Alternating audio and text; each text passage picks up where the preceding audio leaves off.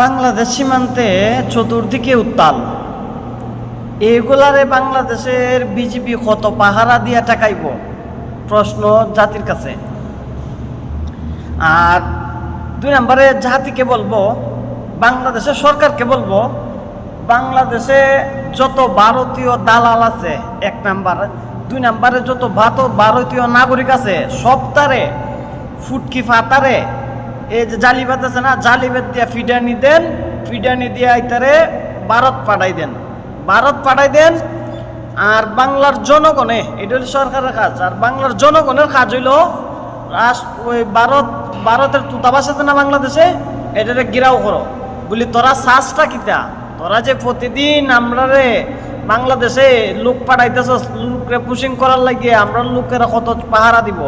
এই পুশিং করা যে চলতেছে, এটা তোরা বন্ধ করতে, নাকি তোরা বাংলাদেশ থেকে উচ্ছেদ হইতে একবারে চিরতরে, এছাড়া কোন পথ নাই। স্বরাষ্ট্রমন্ত্রী সালাউদ্দিন ডেদে হইব না, উনি কিন্তু শিলংয়েরই, উনি কিন্তু ওদের পক্ষেই। উনি যে কথাবার্তা মাতেন, উবাদুল কাদেরের কফি, উনারা দিয়ে কিচ্ছু হইব না। জনগণে ওই দায়িত্ব নিতেইব। জনগণরা কইম আপনারা গিয়া ভারতের দূতাবাস ঘেরাও করেন, এরা জিঙ্গান, এরা কিতা চায় আমরা সাথে, এরা কেন লাগে আমরা সাথে এই অরাজকতা লাগাইছে, আমরা কত তাদেরকে পাহারা দিয়ে আটকাইব। সীমান্ত কত পাহারা দিবেন আপনি?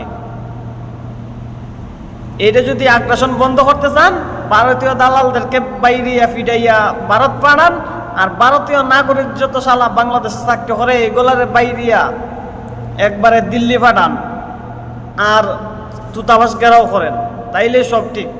এর আগে টিকবো না।